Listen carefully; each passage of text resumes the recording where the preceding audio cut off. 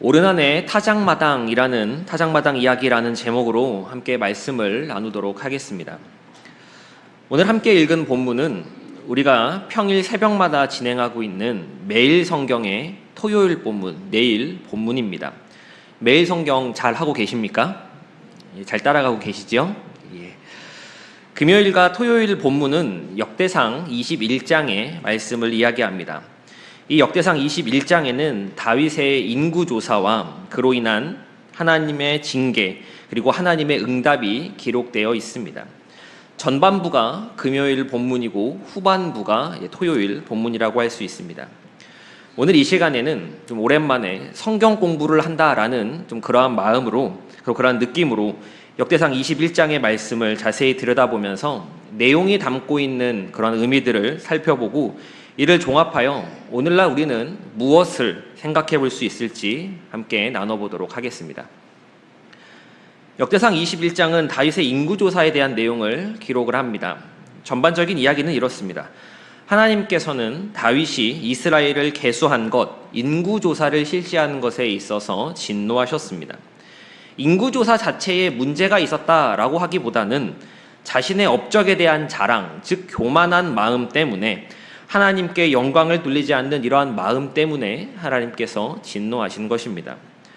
하나님께서는 이를 악하게 보시고 이스라엘을 치셨습니다. 그러자 다윗은 정신을 차리고 회개합니다. 우리 21장 8절 말씀 함께 읽어보도록 하겠습니다. 시작. 다윗이 하나님께 아뢰되 내가 이 일을 행함으로 큰 죄를 범하였나이다. 이제 간구하옵나니 종의 죄를 용서하여 주옵소서. 내가 심히 미련하게 행하였나이다 하니라. 아멘. 하나님께서는 이러한 다윗의 회개를 받아주셨습니다. 그러나 저지른 잘못, 이 범한 죄에 대한 이 책임은 져야 했습니다. 하나님께서는 세 가지 선택지를 다윗에게 주셨습니다. 3년 동안 나라에 기근이 들든지, 석 달 동안 적군의 손에 쫓기든지, 아니면 3일 동안 온 나라에 전염병이 도는 것이든지 라고 하는 이 세 가지 중에 하나를 택할 것을 말씀하셨습니다. 다윗은 1, 2번, 3번 중에 무엇을 택했습니까? 3번을 택했지요. 예. 다윗은 3일 동안 전염병이 도는 것을 택했고 이 병으로 인해서 이스라엘 가운데 7만 명이 죽는 그러한 일이 벌어지게 됩니다. 하나님께서는 천사를 명하사 그만 족하다 손을 거두라 라고 말씀을 하시고 다윗은 여호와의 천사를 보고 다시금 엎드리며 회개합니다. 그러자 하나님께서는 선지자 갓을 통해 다윗으로 하여금 여부스 사람 오르난의 타작마당에 여호와를 위하여 제단을 쌓을 것을 말씀하셨습니다. 다윗은 오르난에게 값을 주고 이 타작마당을 사서 하나님께 번제를 드렸고 하나님께서는 그 번제를 받으시고 불로써 응답해 주셨습니다. 그리고는 천사에게 명령하여 심판의 칼을 칼집에 꽂게 하셨습니다. 이후 다윗은 하나님께서 응답하셨던 그곳에서 제사를 드리게 됩니다. 이상의 내용이 역대상 21장 금요일과 토요일 매일 성경의 본문에 드러난 이야기입니다.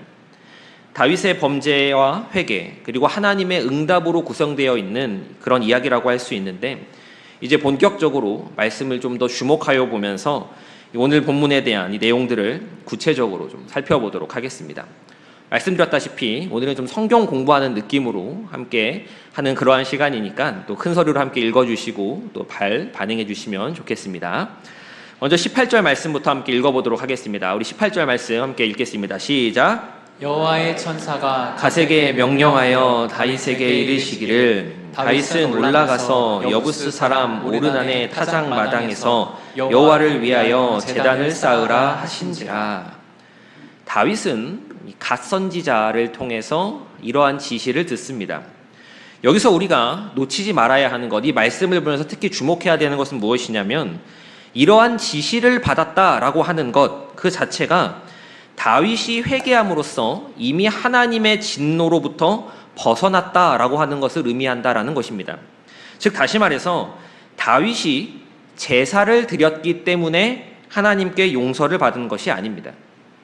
이미 용서를 받았기 때문에 하나님께 제사를 드릴 수 있게 된 것입니다. 이 일의 순서를 우리가 좀 주목하여 봐야 합니다. 이러한 사실을 볼 때 우리는 우리가 믿는 기독교의 핵심과 더불어서 우리와 하나님과의 관계성이 어떠한지를 생각해 볼 수 있게 됩니다. 세상의 종교는 무엇이 됐건 간에 내가 먼저 해야 신이 반응을 해줍니다. 정성이 되었건 물질이 되었건 시간이 되었건 내가 먼저 드려야, 내가 먼저 바쳐야 그 신이 응답을 하는 그러한 구조인 것입니다. 그러나 기독교는 정반대입니다. 하나님이 먼저 찾아오셨고 우리에게 먼저 손을 내밀어 주셨습니다. 이것이 세상 종교와 기독교를 나누는 큰 차이점 가운데 하나입니다. 다윗이 제사를 드릴 수 있었던 것은, 오늘날 우리가 하나님께 예배를 드릴 수 있다라고 하는 것은 이미 그분이 나를 받으셨고 나를 사랑하기 때문이다라고 한 이 사실을 우리는 결코 놓쳐서는 안 됩니다. 그래서 기독교 신앙은 투자의 개념이 아닙니다. 일방적인 사랑에 대한 감격과 반응입니다. 로마서 11장 35절은 이렇게 기록합니다. 누가 주께 먼저 드려서 갚으심을 받겠느냐. 이것이 기독교를 관통하는 핵심인 것입니다. 우리는 이를 잊지 말아야 합니다. 제단을 쌓으라는 이 하나님의 말씀 가운데 다윗은 순종합니다. 그리고 여부수 사람, 누구의 타작마당을 샀습니까? 누구의 타작마당을 샀죠? 오르난입니다. 오르난의 타작마당을 구입합니다. 우리 22절 말씀 이어서 한번 읽어보도록 하겠습니다. 시작. 다윗이 오르난에게 이르되 이 타작하는 곳을 내게 넘기라. 너는 상당한 값으로 내게 넘기라. 내가 여호와를 위하여 한 제단을 쌓으리니 그리하면 전염병이 백성에게 그치리라 하니. 이 말씀 가운데 중요한 단어가 있습니다. 그것은 바로 상당한 값이라고 하는 그런 표현입니다. 우리 함께 따라해 보도록 하겠습니다. 상당한 값. 다윗은 이런 말을 하지만 오르나는 괜찮다고 그저 드리겠다라고 그렇게 반응을 합니다. 그러나 다윗은 굽히지 않습니다. 우리 24절 말씀도 함께 읽어보도록 하겠습니다. 시작. 다윗 왕이 오르난에게 이르되 그렇지 아니하다. 내가 반드시 상당한 값으로 사리라. 내가 여호와께 드리려고 내 물건을 빼앗지도 아니하겠고 값없이는 번제를 드리지도 아니하리라 하니라. 여기서도 같은 단어가 등장을 하죠. 어떤 단어가 중요하다고 말씀드렸습니까? 상당한 값입니다. 성경에서 같은 단어가 2번 반복된다라고 하는 것은 강조의 의미, 또 중요하다라는 의미를 갖습니다. 여기서는 앞 22절과 24절에서 상당한 값이라고 하는 표현이 계속 반복되고 있지요. 이 상당한 값이라는 말은 이 히브리어 원문으로 이야기할 때 케세프 말레라고 이야기를 합니다. 케세프 말레라고 하는데, 여기서 이 상당한으로 번역된 말레라고 하는 이 히브리 뜻의 원문은 꽉 찬 충만한 상태를 가리킵니다. 그러니까 상당한 값이라고 우리말로 번역이 됐지만 히브리 원어의 뜻을 살린다면 꽉 찼고 충만한 값을 지불하겠다라고 하는 그런 의미를 담고 있는 것입니다. 즉 다윗은 오르난의 타작마당에 단을 쌓기 위해서 충분한 값, 이 충분한 값을 주고 그 땅을 지불하고자, 그 땅을 구입하고자 한 것입니다. 이 상당한 값, 충분한 값을 지불하는 일은 단지 오르난이 손해를 보는 그러한 일을 피하고자 한 그러한 것 이상의 의미를 갖습니다. 이 상당한 값이 가지는 의미는 먼저 다윗이 교만한 마음으로 인구 조사를 행함으로써 여호와께 범죄한 일에 대한 충분한 회개의 의미를 갖습니다. 충분한 무엇의 의미를 갖는다고요? 회개의 의미를 갖습니다. 다윗은 자신이 지은 죄, 자신이 하나님 앞에서 교만했던 이 죄를 그저 마음으로만 슬퍼하고 애통했던 것이 아니라 그에 상응하는 충분한 대가를 치르기를 원하였고 또 이를 행동으로 나타내 보이기를 원한 것입니다. 돈으로 문제를 해결하고 물질로서 죄를 덮으려고 하는 것이 아닙니다.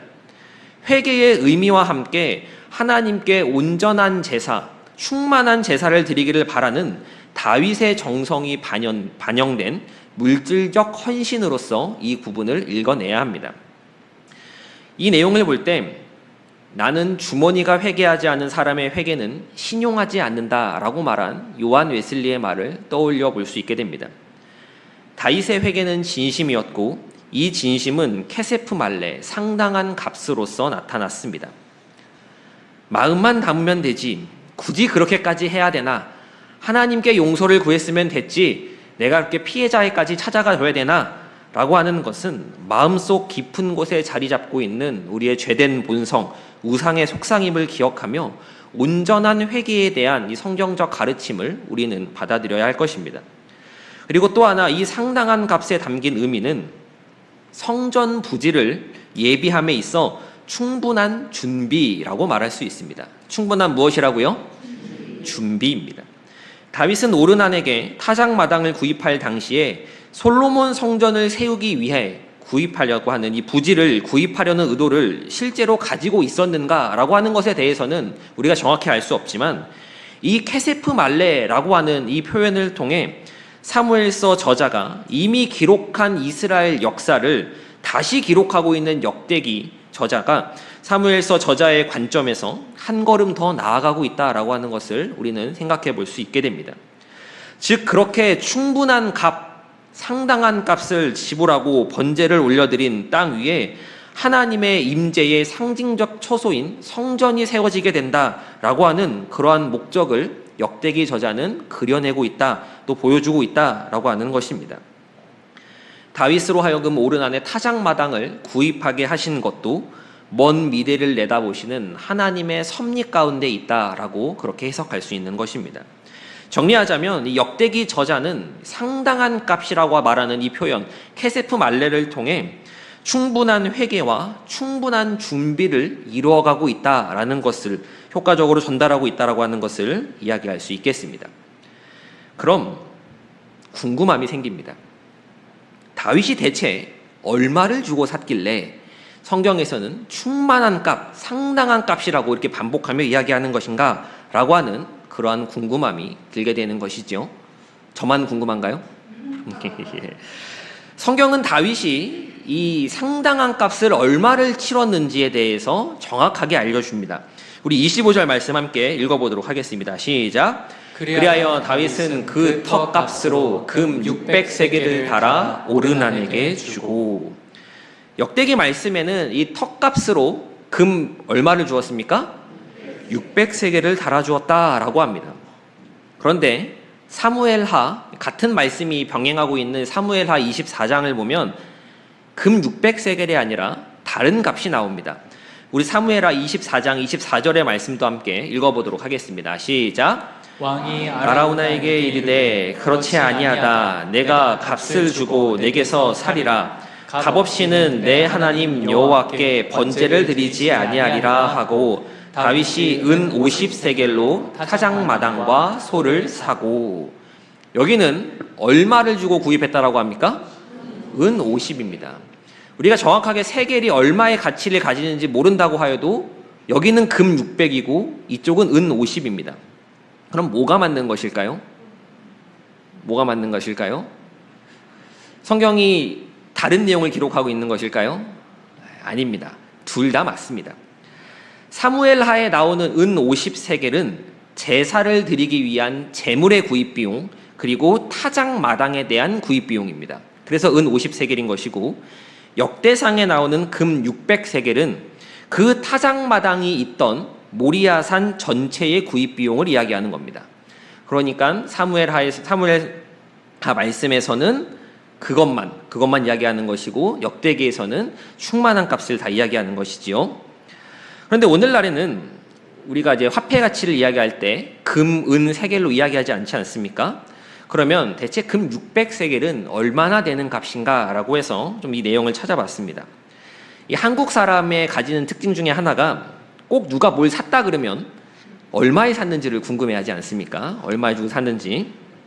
자, 다윗은 모리아산을 금 600세겔을 주고 샀는데 금 한 세겔은 은 15세겔과 같습니다. 1대 15의 비율인 것이지요. 그렇기에 금 600세겔을 은으로 환산하면 얼마가 될까요?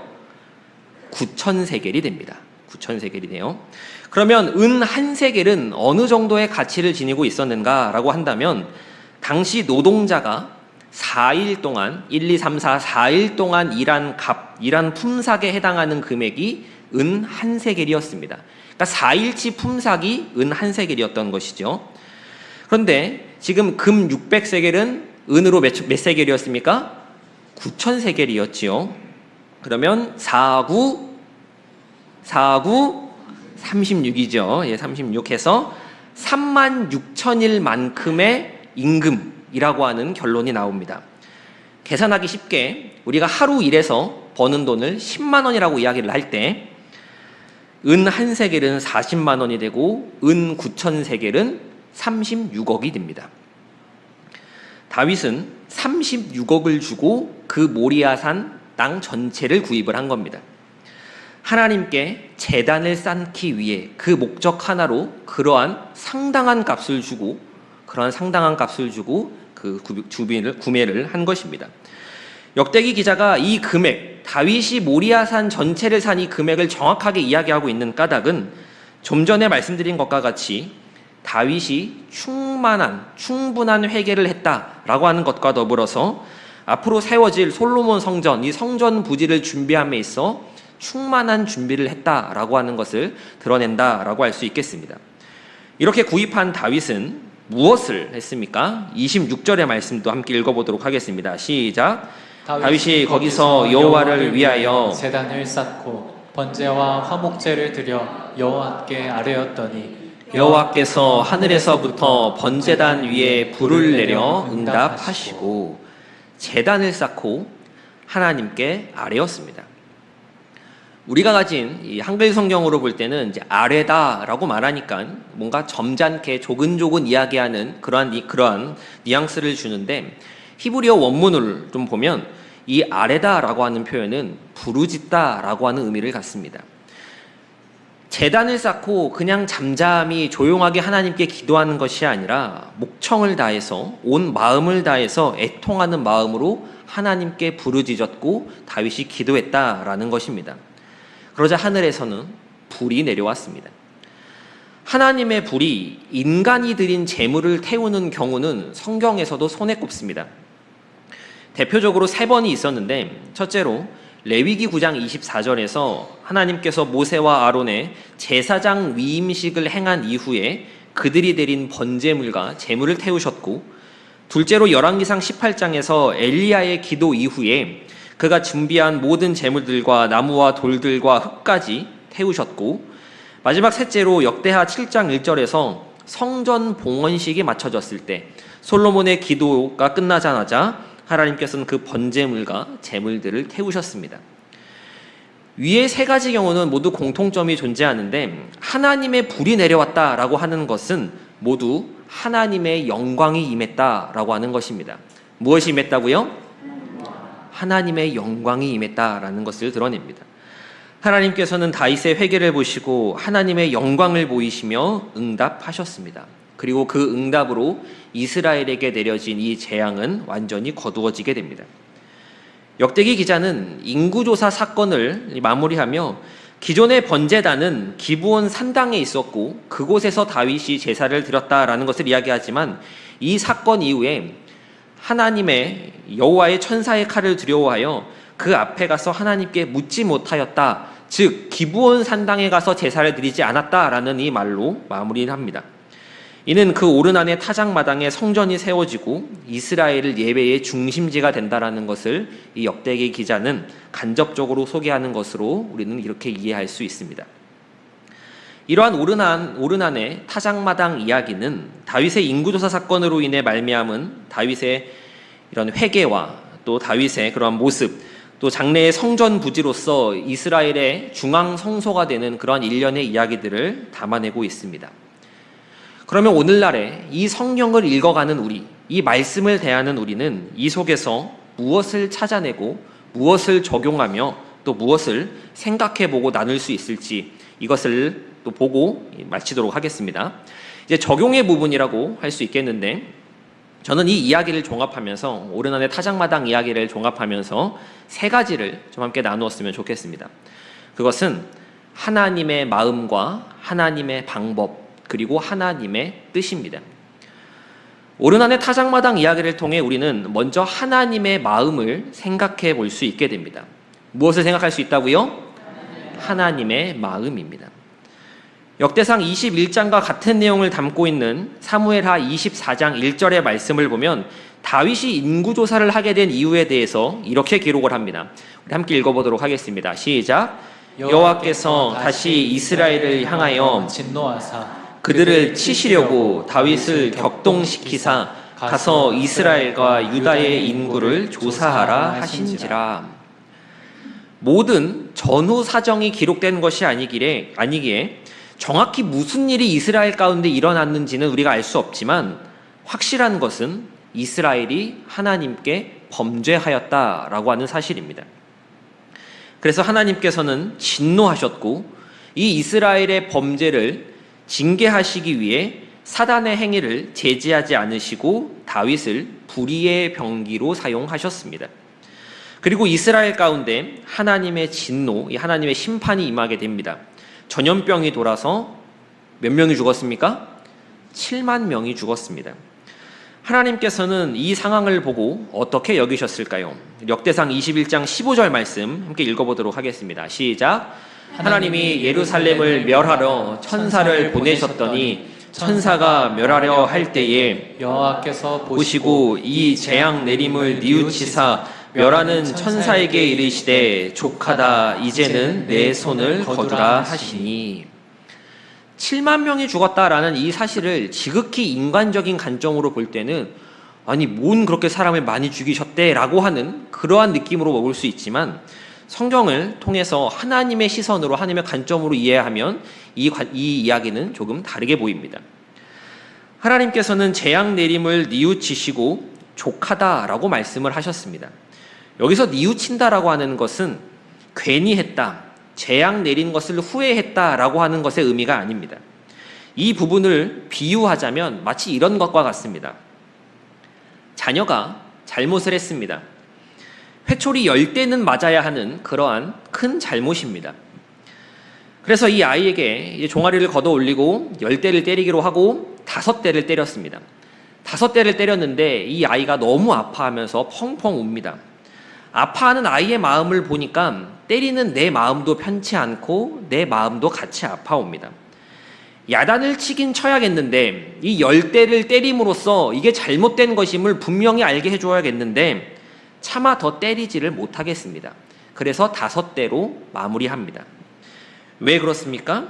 이 아이를 사랑하는 마음이 움직이기 때문에 그렇습니다. 하나님의 명을 받은 천사의 목적, 그 목적에 대해서 우리가 읽었던 역대상 21장 15절 말씀은 이렇게 이야기합니다. 하나님이 예루살렘을 멸하려. 멸한다라는 게 무슨 의미입니까? 없이 하겠다, 아주 멸하겠다, 끝장을 내겠다라고 하는 그러한 표현입니다. 하나님의 명을 받은 천사의 목적은 예루살렘을 명하는 것이었는데 그 정도로 이스라엘 가운데 지은 죄가 많았고 하나님의 진노가 너무나 크고 엄중해서 멸하는 것이 마땅한 그러한 것이었는데 하나님의 공의가 이루어지는 그 현장 속에서도 하나님의 사랑은 흔들리지 않았고 그 속에 여전히 자리를 잡고 있었습니다. 성도 여러분, 하나님께서는 언제 우리에게 독생자를 보내주셨습니까? 우리가 아직 죄인 되었을 때 보내셨습니다. 의인이기에 죄가 없기에 독생자를 보내시는 것이 아닙니다. 하나님의 마음, 하나님의 사랑은 언제나 우리를 앞서 가십니다. 다윗이 회개하고 제사를 드렸기 때문에 하나님의 용서를 받은 것이 아니라고 말씀을 드렸습니다. 하나님께서는 이미 그를 받으셨기에 그가 회개할 수 있었고 제사 드릴 수 있었던 것입니다. 이 하나님의 마음, 나를 향하신 하나님의 마음, 징계 중에도 변치 않으시는 이 하나님의 마음을 이해하기 시작할 때 우리는 우리의 신앙생활 가운데 많은 부분이 달라지게 됩니다.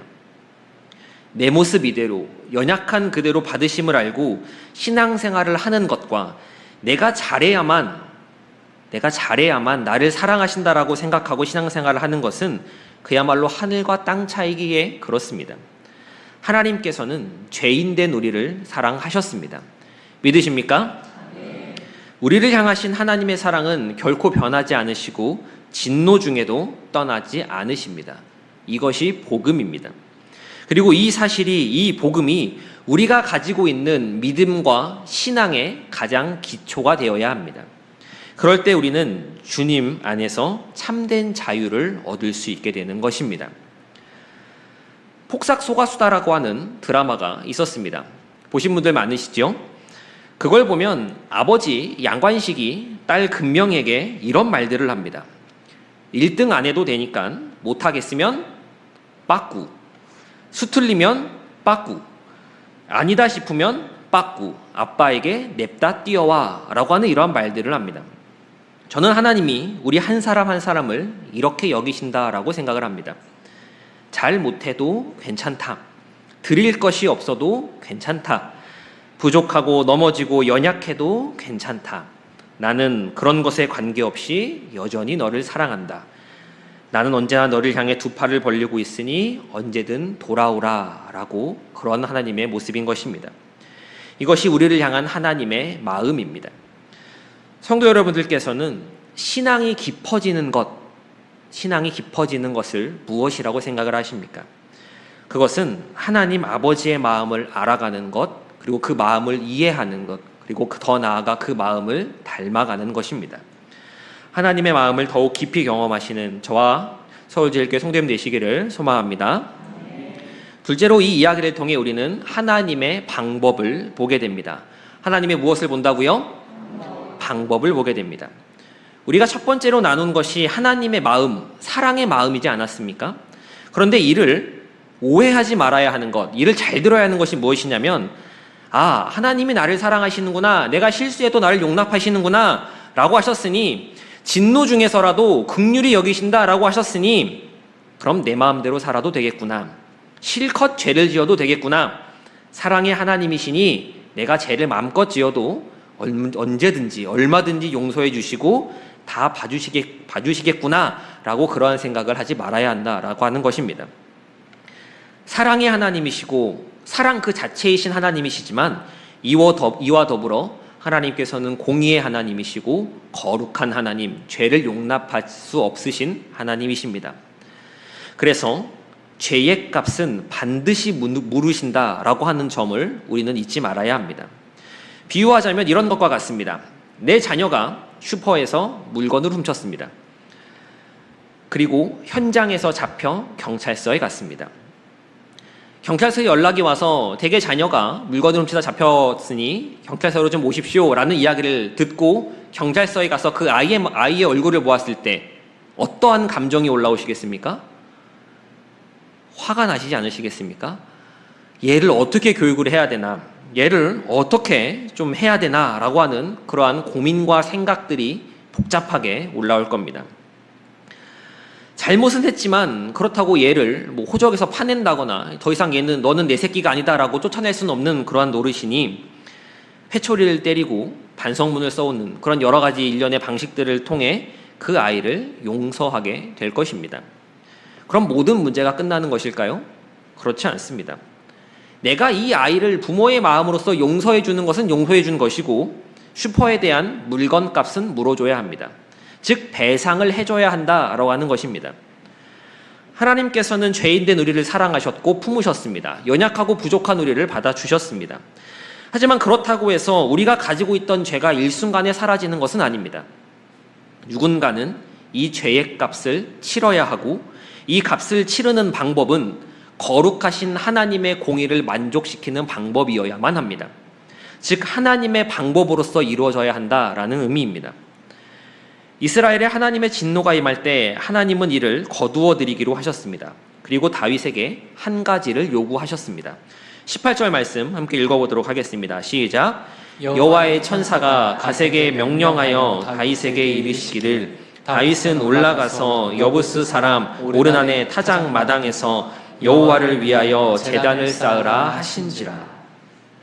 하나님의 진노를 멈추는 방법, 이스라엘에게 내려진 징계를 끝내는 방법, 그것은 여부스 사람 오르난의 타작 마당에 여호와를 위한 제단을 쌓는 것이었습니다. 왜 제단을 쌓으라고 말씀하셨을까라고 생각해 본다면 그것은 제단이 가지는 목적에 대해서 생각해 보면 답이 나옵니다. 제단은 제물을 바치기 위해 존재합니다. 제물로 바쳐지는 동물은 죽어야 합니다. 그 동물이 죄를 전가받고 죽임을 당해야만 죄의 값을 치르는 것이 구약의 제사였기 때문입니다. 이스라엘의 범죄는 죽음으로써 그 값을 치러야 했습니다. 하나님께서는 죄인된 우리를 받으시면서 우리의 죄의 값을 치르기 위해 우리 가운데 대속 제물을 보내셨습니다. 누구입니까? 하나님의 독생자 예수 그리스도이십니다. 성자 예수님이 친히 제물이 되셔서 모든 죄를 짊어지고 죽으시는 것, 이것이 거룩하신 하나님의 공의를 만족시키는 유일한 방법이었습니다. 요한일서 4장 10절은 이렇게 기록합니다.